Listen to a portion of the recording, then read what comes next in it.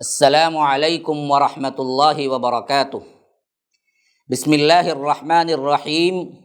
الصلاة والسلام علی اشرف الانبیاء والمرسلین نبینا محمد وعلی آلہ وصحبہ اجمعین وعلی من تبعہم بإحسان الی یوم الدین وبعد۔ فاعوذ باللہ السمیع العلیم من الشیطان الرجیم من ہمزہ ونفثہ ونفخہ۔ وَيُحَذِّرُكُمُ اللَّهُ نَفْسَهُ وَإِلَى اللَّهِ الْمَصِيرُ۔ اللهم أرنا الحق حقا وارزقنا اتباعه وأرنا الباطل باطلا وارزقنا اجتنابه۔ اللهم علمنا ما ينفعنا وانفعنا بما علمتنا وارزقنا علما۔ رب اشرح لي صدري ويسر لي أمري واحلل عقدة من لساني يفقهوا قولي۔ برادران اسلام، واجب الاحترام بزرگوں، دوستوں، عزیز ساتھیوں، لائق احترام ماؤں اور بہنوں،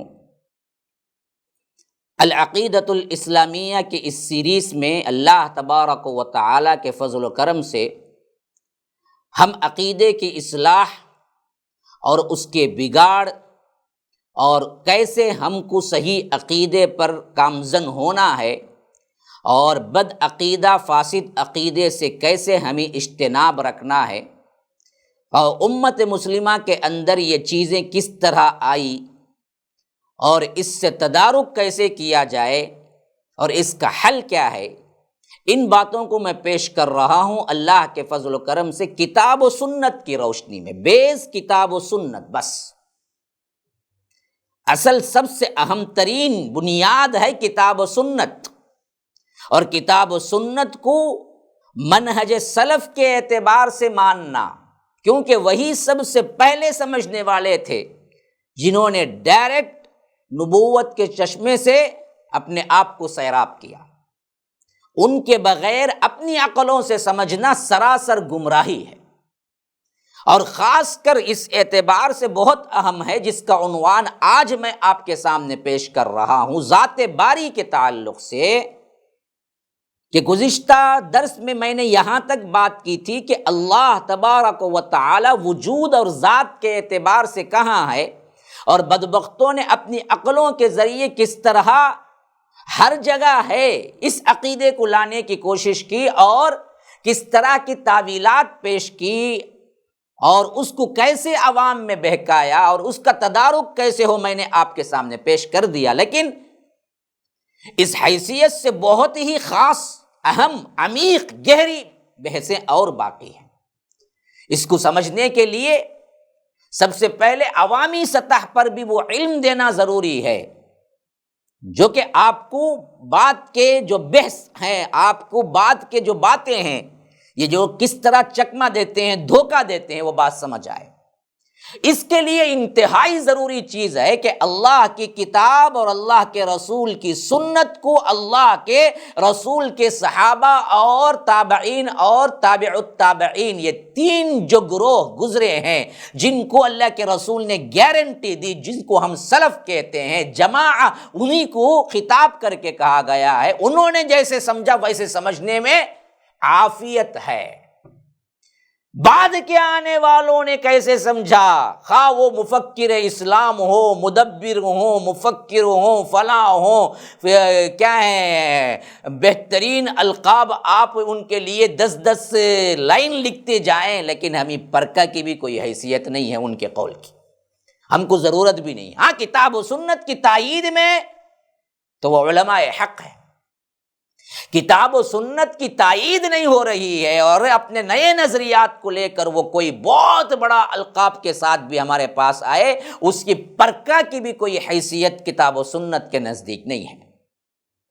اس عقیدے کو آپ اچھی طرح جما لینے کے بعد اپنے دل میں کہ اللہ کی کتاب، اللہ کے رسول کی سنت اور منہج صحابہ، منہج سلف۔ سلف کون ہے؟ سلف تین گروہ کو کہتے ہیں، صحابہ، تابعین، تابع التابعین۔ کیوں ان کو صرف محدود کر دیے؟ اس واسطے کہ اللہ کے رسول نے محدود کیا، فرمایا کہ خیر القرون قرنی، سب سے بہتر زمانہ میرا ہے، ثم الذین یلونہم ثم الذین یلونہم، پھر اس کے بعد کا تابعین کا، تابع التابعین کا. یہاں سے اللہ کے رسول صلی اللہ علیہ وسلم نے حد لگا دی. بس اس دور میں جو اسلام تھا جیسے سمجھا گیا وہی قیامت تک کے لیے اسلام ہے، وہی سمجھا جائے گا. اس کے بعد والا کوئی اسلام ہمیں نہیں چاہیے، کوئی نظریہ نہیں چاہیے. تو اس حیثیت سے سب سے پہلی بات یہ ہے، جو بدبخت کہتے ہیں جو دکھتا ہے وہی کائنات اللہ ہے. اللہ کہاں ہے؟ اللہ ہی کائنات ہے. کائنات کیا ہے؟ وہی اللہ ہے. تب میرے اندر بھی اللہ ہے، چیزوں کے اندر بھی اللہ ہے. حتیٰ کہ بعض بدبختوں نے کیا ہے، جانوروں کو اور غلاظت میں بھی اللہ کہا. آگے آئیں گے واقعات، آگے آئیں گے، بالدلائل ثابت کروں گا. بدبختوں نے غلاظت کو بھی اللہ تبارک و تعالی ہی کا نام دیا. اور ایسے بھی موجود ہوئے جنہوں نے صاف کہا کہ ہمارے اندر جو کچھ بھی ہے وہ اللہ ہے، میں ہی اللہ ہوں. منصور حلاج ہیں جسے قتل کیا گیا اس بنیاد پر. وہ باتیں اور تفصیل سے بعد میں آئیں گی. تو اب سب سے پہلی بات یہ ہے کہ جب اللہ تبارک و تعالی پوری کائنات اللہ ہے، یا یوں سمجھو کہ اللہ ہی کی ذات کا پر تو سایہ سب کچھ ہے، تو پھر قرآن میں اللہ اپنے آپ کو نفس کے اعتبار سے کیوں قرار دیا؟ ذات کے اعتبار سے اللہ تبارک و تعالی نے کیوں قرار دیا؟ دیکھیے سورہ آل عمران سورہ نمبر 3 آیت نمبر 28، فرمایا وَيُحَذِّرُكُمُ اللَّهُ نَفْسَهُ. اللہ اپنی ذات کے لیے نفس کا اعتبار سے اللہ نے اپنے وجود کے لیے استعمال کیا ہے. اگر پوری کائنات ہوتا اور اللہ تبارک و تعالی اسی کے اندر ہوتا تو پھر تو الگ ذات نہیں ہوئی نا. الگ ذات کہہ رہا ہے تو کائنات اور اللہ کی ذات دونوں الگ الگ ہیں. اس لیے فرمایا اللہ تعالیٰ خود تم ہی اپنی ذات سے ڈرا رہا ہے. نفسہ، جیسے ہمارے لیے ایک نفس ہے ویسے ہی رب کے لیے بھی اللہ اپنی ذات کو الگ کر رہا ہے کائنات سے. یہ اور بات ہے کہ ہمارا نفس سمجھ میں آنے والی بات ہے، رب کا نفس سمجھ میں آنے والی بات نہیں ہے. ہم انسان ہونا سمجھ میں آنے والی بات ہے، رب کی ذات کو سمجھ میں آنے والی بات نہیں ہے. اللہ کی ذات کو سمجھ نہیں سکتے تم، لیکن اللہ نے اپنے لیے ذات کے لیے استعمال کیا ہے، نفس کے لیے استعمال کیا ہے. وَيُحَذِّرُكُمُ اللَّهُ نَفْسَهُ، میں تمہیں ڈرا رہا ہوں اپنی ذات سے. جبکہ کہنا تو یہ چاہیے تھا کہ میں کائنات سے ڈرا رہا ہوں، میں جو کچھ بھی ہوں تمہارے اندر بھی ہوں. نہیں، کہیں نہیں ہے یہ لفظ. فرمایا کہ نفس. اسی واسطے کیا ہے، جب اللہ تبارک و تعالی حشر کے میدان میں حضرت عیسیٰ علیہ السلام سے سوال کرے گا، وہ حوار میں نے پہلے بھی پیش کر دیا کہ عیسائیوں نے جس طرح اللہ تبارک و تعالی کا بیٹا بنایا تھا حضرت عیسیٰ کو اور ماں بنا دیا مریم کو علیہ السلام، تو یہ دراصل اللہ کل قیامت کے دن کھڑا کر کے پوچھے گا انت قلت للناس اتخذونی و امی الہین من دون اللہ. تو اس وقت انکار کریں گے اور حضرت عیسیٰ علیہ السلام اللہ تبارک و تعالیٰ کے بارگاہ میں عذر پیش کریں گے، اے اللہ مجھے کیا معلوم. تو وہ عذر کیسے پیش کریں گے؟ فرمایا کہ تعلم ما فی نفسی ولا اعلم ما فی نفسک. اے اللہ میرے دل میں، میرے نفس میں جو کچھ ہے وہ سب کو تو جانتا ہے، تو عالم الغیب والشہادہ ہے، لیکن تیرے دل میں جو کچھ ہے، تیرے نفس میں جو کچھ ہے میں نہیں جانتا. نبی سب سے زیادہ رب کے بارے میں معرفت رکھتا ہے، جانتا ہے. جب نبی کہتا ہے کہ نفسک تعلم ما فی نفسی ولا اعلم ما فی نفسک، جو کچھ میرے اندر ہے، میرے نفس میں ہے وہ تو جانتا ہے اللہ، لیکن تیرے پاس کیا ہے میں نہیں جانتا. انک انت علام الغیوب، تو کیا ہے، علام ہے، تمام غیبوں کو جاننے والا ہے. تو یہاں پر بھی اللہ کے لیے الگ وجود استعمال ہوا ہے. کائنات میں ضم نہیں ہے اللہ، یا کائنات جو بھی دکھ رہی ہے وہ اللہ کا سایہ نہیں ہے، بلکہ اللہ کا اپنا وجود الگ مستقل ہے۔ جو بدبخت یہ کہتے ہیں کہ جس نے اللہ اور مخلوق کو دو کہا اس نے شرک کیا، جو ایک کہا وہی موحد ہے، وہی توحید ہے۔ اس توحید پر ہزاروں لات اور ہزاروں لعنتیں ہیں۔ توحید وہ نہیں ہے، توحید تو یہ ہے کہ وجود کو الگ دو مانو، اللہ کا وجود الگ، مخلوق الگ، خالق الگ۔ اور ان صوفیہ بدبختوں نے وجود کو ایک کر دیا، کہا کہ اللہ اور خالق اور مالک اور مخلوق کائنات سب مل کے ایک ہے، وہی توحید ہے۔ اسی واسطے کلمے کا معنی تک بدلا کے چھوڑ دیا۔ لا الہ الا اللہ کا مطلب ہے اللہ تبارک و تعالیٰ کے علاوہ معبود برحق کوئی نہیں، عبادت کے لائق کوئی نہیں۔ لیکن ان بدبختوں نے ترجمہ ایسا کیا کہ لا موجود الا اللہ، اللہ کے علاوہ کائنات میں کوئی موجود نہیں ہے، جتنا وجود ہے سب اللہ ہے۔ خطرناک ترین شرک ہے، اگر اس پر کوئی اعتقاد رکھتے ہوئے مر گیا تو یاد رکھو وہ دائمی جہنمی ہے اور جنت اس پہ حرام ہے۔ اچھا اب آگے چلو، اپنے وجود کا اللہ تبارک و تعالی نے دوسری جگہ بھی ذکر کیا ہے۔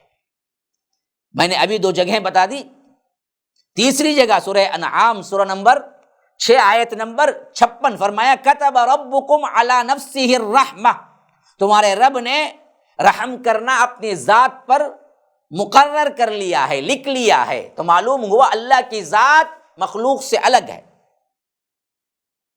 اور مراد یہ ہے کہ اللہ کے غصے کے مقابلے میں اس کی رحمت زیادہ وسیع ہے۔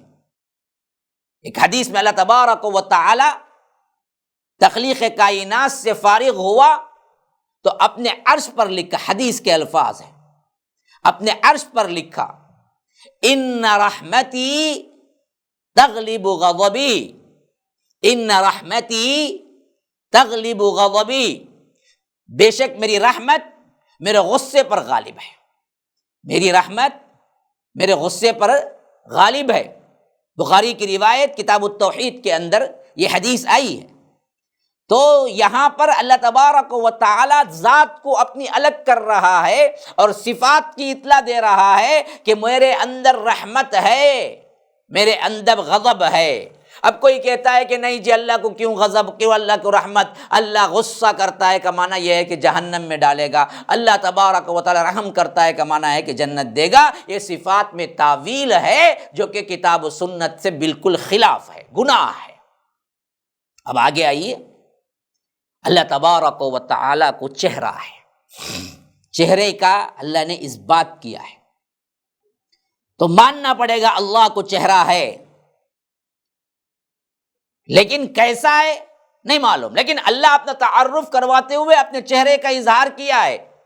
سورہ رحمان آیت نمبر 26-27 فرمایا کل من علیہا فان ویبقى وجہ ربک ذو الجلال والاکرام۔ تو معلوم ہوا اللہ تبارک و تعالی کو چہرہ ہے۔ فرمایا کہ زمین میں جو کچھ بھی ہے سب فنا ہونے والا ہے، کوئی باقی رہنے والا نہیں،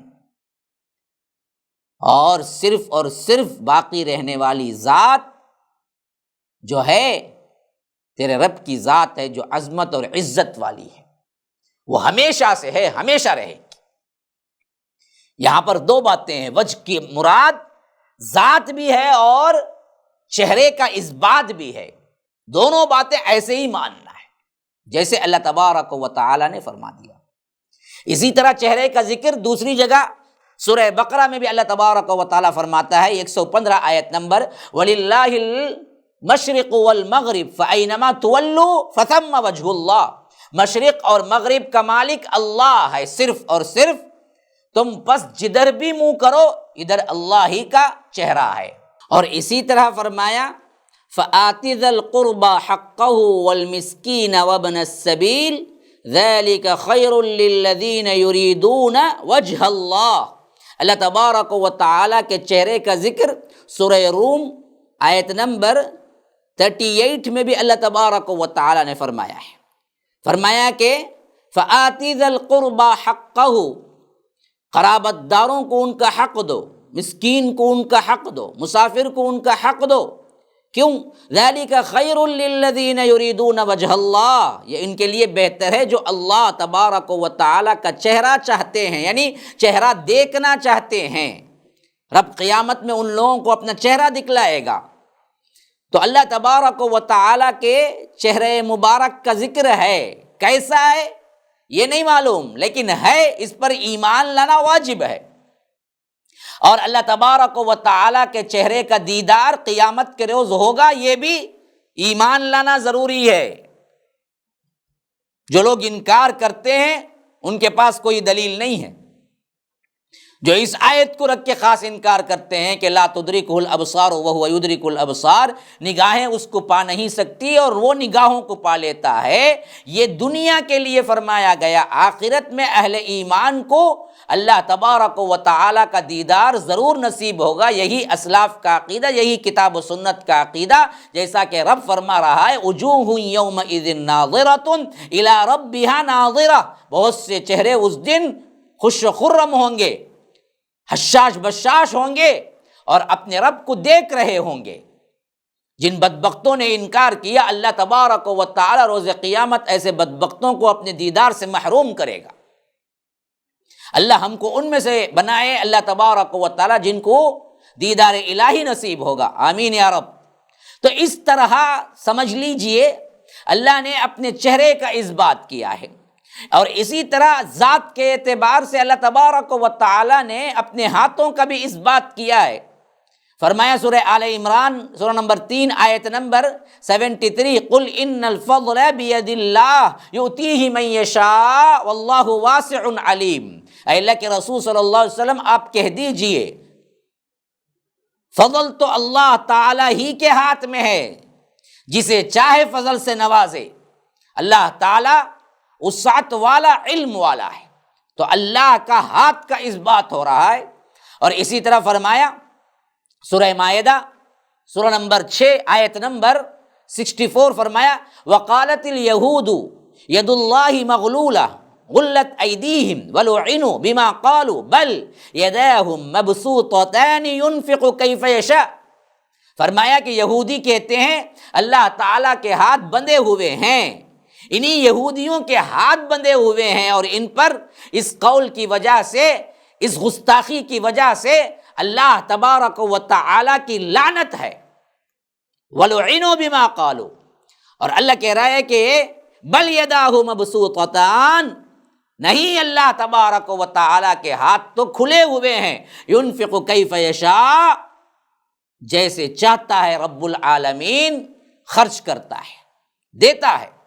اسی طرح سورہ ملک کی آیت نمبر 1 میں فرمایا تبارک الذی بیدہ الملک وہو علی کل شیء قدیر، بہت بابرکت ہے وہ اللہ جس کے ہاتھ میں ساری بادشاہی ہے اور ہر چیز پر قدرت رکھنے والا ہے۔ یہاں پر بھی لفظ ید استعمال ہوا ہے، جو ہاتھ کو کہتے ہیں۔ اللہ کو ہاتھ ہے، لیکن نہ انسانوں کی طرح، نہ کسی اور کی طرح، نہ اس کی کوئی مثال کائنات میں ہے۔ وہ اللہ تبارک و تعالی کے شان کے مطابق اللہ کو ہاتھ ہے۔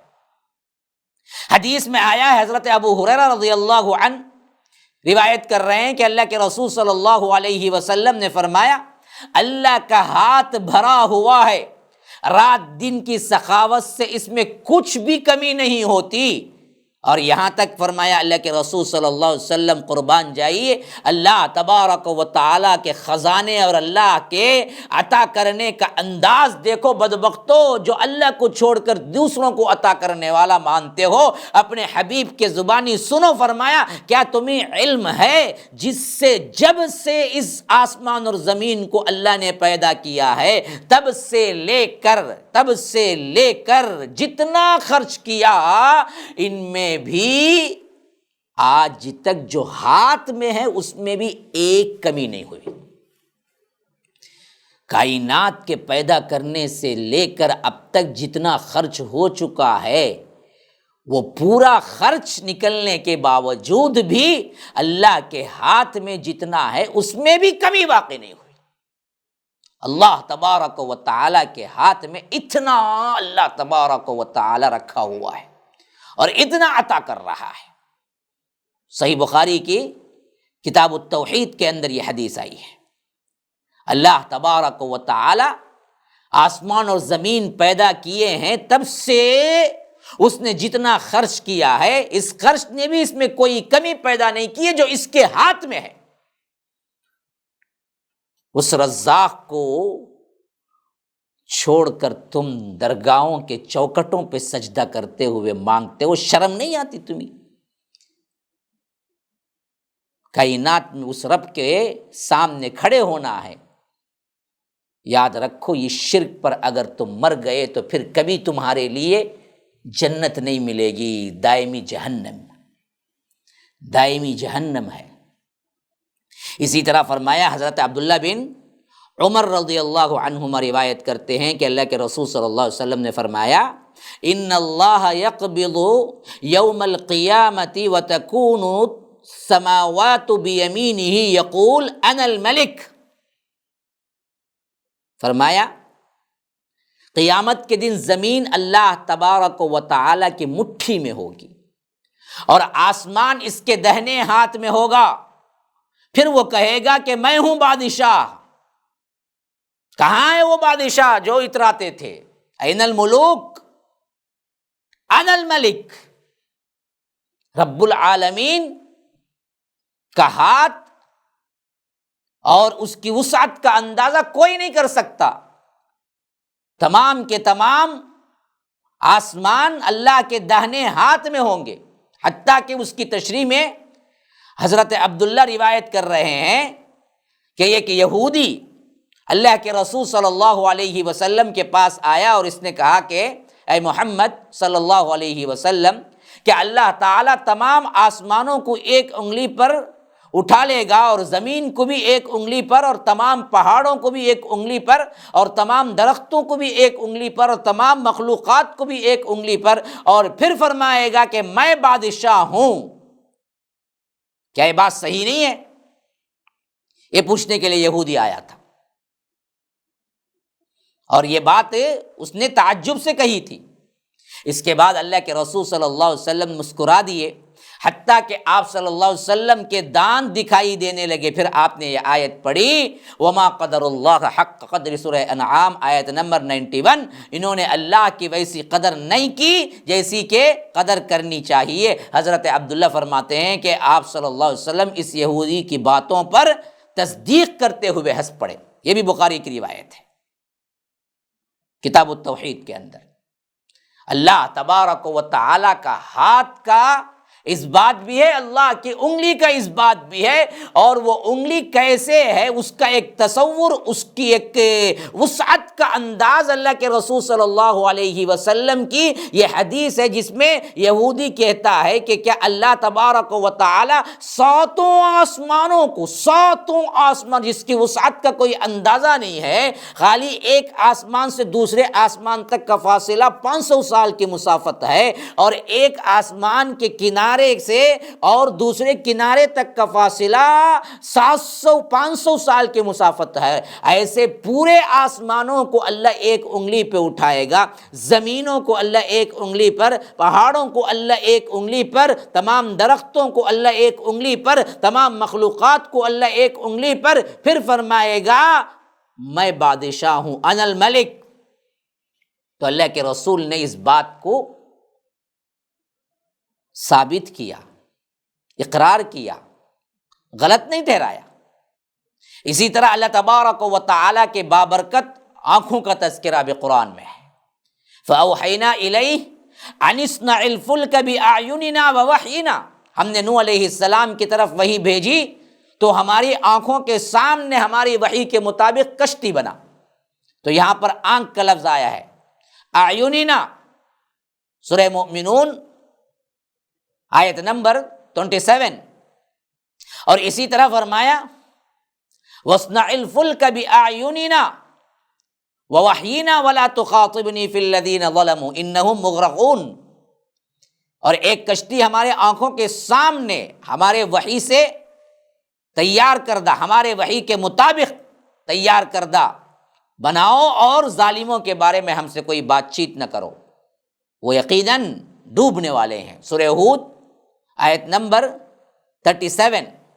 اور اسی طرح فرمایا وَاصْبِرْ لِحُكْمِ رَبِّكَ فَإِنَّكَ بِأَعْيُنِنَا وَسَبِّحْ بِحَمْدِ رَبِّكَ حِينَ تَقُومُ، سورۃ الطور آیت نمبر 48۔ فرمایا کہ تو رب کے حکم کے انتظار میں صبر سے کام لے، بے شک تو ہماری آنکھوں کے سامنے ہے۔ آنکھ کا یہاں پر بھی اس بات ہوا ہے، فَإِنَّكَ بِأَعْيُنِنَا، اور صبح کو جب اٹھو تو اپنے رب کی پاکی اور حمد بیان کر، اور رات کو بھی اس کی تسبیح پڑھ۔ اللہ کے رسول صلی اللہ علیہ وسلم کو خطاب کر کے کہا جا رہا ہے۔ اور اسی طرح تجری بِأَعْيُنِنَا جَزَاءً لِمَنْ كَانَ كُفِرَ، ہم نے اسے تختوں اور کیلوں والی کشتی میں سوار کیا نوح علیہ السلام کو، جو ہماری آنکھوں کے سامنے چلتی تھی۔ یہاں پر بھی آنکھ کے اس بات کو اللہ تبارک و تعالی نے اپنے آنکھ کے لیے اس بات کیا ہے۔ اور اسی طرح اللہ تبارک و تعالی کے پاؤں مبارک کا بھی ذکر آیا۔ حضرت انس رضی اللہ عنہ روایت کرتے ہیں کہ اللہ کے رسول صلی اللہ علیہ وسلم نے فرمایا، یلقی فی النار وتقول هل من مزید حتی یضع قدمہ فتقول قط قط، جہنم کو بھر دیا جائے گا، جتنے لوگ بھی ڈالے جائیں گے، جہنم کہے گی کوئی اور ہے، کوئی اور ہے، کوئی اور ہے، کوئی اور ہے نافرمان، ابھی جگہ خالی ہے، بھیجو، حل من مزید، حل من مزید، یہاں تک کہ اللہ تبارک و تعالی اپنا قدم مبارک رکھ دیں گے تو تب جا کے وہ کہے گی قط قط، بس بس بس، اب میں بھر گئی۔ ہاں، یہ حدیث حضرت انس سے روایت ہے، اور یہ صحیح بخاری کتاب التفسیر کے اندر خاص کر قاف کی جو تفسیر آئی ہے کہ یوم نقول لجہنم هل امتلأت وتقول هل من مزید، اس تفسیر کی آیت کو بیان کرتے ہوئے امام بخاری رحمہ اللہ یہ حدیث لائے ہیں۔ حضرت ابو ہریرہ ہی مروی، انہی سے مروی ایک اور حدیث، اللہ کے رسول صلی اللہ علیہ وسلم نے فرمایا جنت اور دوزخ نے آپس میں بحث کی۔ کیسے؟ دوزخ نے کہا کہ میں متکبروں ظالموں کے لیے خاص کی گئی ہوں، جنت نے کہا کہ مجھے کیا ہوا، میرے اندر صرف کمزور اور کم رتبے والے لوگ داخل ہوں گے۔ اللہ تعالیٰ نے جنت سے کہا تو میری رحمت ہے اور تیرے ذریعے میں اپنے بندوں میں سے جس پر چاہوں گا رحم کروں گا، اور دوزخ سے کہا کہ تو عذاب ہے، تیرے ذریعے میں اپنے بندوں میں جس کو چاہوں گا عذاب دوں گا۔ چنانچہ جنت اور دوزخ دونوں بھر جائیں گی۔ دوزخ تو اس وقت تک نہیں بھرے گی جب تک اللہ تبارک و تعالی اپنا قدم مبارک اس پر نہ رکھ دیں گے، اور پھر وہ کہے گی قط قط، بس بس، چنانچہ وہ بھر جائے گی، اور اس کا بعض حصہ بعض دوسرے حصے پر چڑھ جائے گا، ایک دوسرے کو تعقب کرتے ہوئے۔ اللہ تعالیٰ اپنی مخلوق میں سے کسی پر ظلم نہیں کرے گا۔ جنت کو بھرنے کے لیے اللہ تبارک و تعالی ایک نئی مخلوق کو پیدا کرے گا۔ اللہ کی رحمت دیکھو، جہنم نہیں بھرے گی تو وہاں پر اپنے قدم مبارک رکھے گا، جنت نہیں بھرے گی تو نئی مخلوق کو پیدا کر کے اس میں ڈالے گا۔ جہنم کے لیے نئی مخلوق پیدا کر کے نہیں ڈالے گا، کیونکہ انہوں نے کچھ کیا ہی نہیں گناہ، تو ان کو کیوں ڈالے؟ تو اللہ بڑا رحیم ہے۔ تو اللہ تبارک و تعالیٰ کے قدم مبارک کا ذکر آ رہا ہے، اور اسی طرح اللہ کے پنڈلی کا ذکر بھی آیا ہے قرآن مجید کے اندر۔ سورہ قلم کے اندر فرمایا کہ یوم یکشف عن ساق وَيُدْعَوْنَ إِلَى السُّجُودِ فَلَا يَسْتَطِيعُونَ خَاشِعَةً أَبْصَارُهُمْ تَرْهَقُهُمْ ذِلَّةٌ وَقَدْ كَانُوا يُدْعَوْنَ إِلَى السُّجُودِ وَهُمْ سَالِمُونَ، جس دن پنڈلی کھول دی جائے گی اور لوگ سجدے کے لیے بلائے جائیں گے تو وہ کافر و مشرک جو دنیا میں سجدہ نہیں کرے یہاں کر نہ سکیں گے، نگاہیں نیچی ہوں گی اور اس پر ذلت و خواری چھا رہی ہوگی۔ حالانکہ یہ سجدے کے لیے دنیا میں بلائے جاتے تھے تو یہ صحیح و سالم ہوتے ہوئے بھی سجدہ نہیں کرتے تھے، اور اس وقت چاہیں گے کہ سجدہ کریں گے، لیکن اللہ تبارک و تعالی ان کے پیٹوں کو تختے کی طرح بنا دے گا، یہ سجدہ نہیں کر سکیں گے جب رب کی پنڈلی کھول دی جائے گی۔ وہ کیا شان ہوگی وہ اللہ ہی بہتر جانتا ہے، لیکن اللہ کی پنڈلی کا ذکر قرآن میں آیا ہے۔ اور حضرت ابو سعید خدری فرماتے ہیں کہ میں نے سنا اللہ کے رسول صلی اللہ علیہ وسلم فرما رہے تھے ہمارا پروردگار قیامت کے دن اپنی پنڈلی کھول دے گا، اس وقت تمام مومن مرد اور مومنہ عورتیں اس کے لیے سجدہ ریز ہو جائیں گے، صرف وہی لوگ باقی رہ جائیں گے جو دنیا میں شہرت اور ناموری کے لیے سجدہ کرتے تھے۔ جب وہ سجدہ کرنا چاہیں گے تو ان کی پیٹھ تختے کی طرح بن جائے گی۔ ابھی میں نے جو حدیث بیان کی ہے اس میں صاف وہ لفظ آ گیا جو میں نے آپ کو بیان کیا، یہ بھی صحیح بخاری کے اندر آنے والی روایت ہے۔ تو اللہ تبارک و تعالی نے اپنے چہرے کا اس بات کیا، اپنے قدم مبارک کا اس بات کیا، اپنے آنکھ کا اس بات کیا، اپنے ہاتھ کا اس بات کیا ہے۔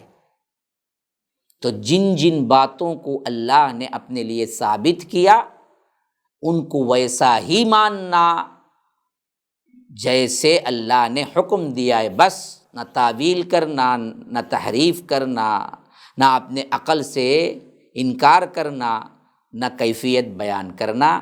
انشاءاللہ یہ عنوان اور آگے جائے گا تسلسل کے ساتھ، دیکھتے رہیے گا۔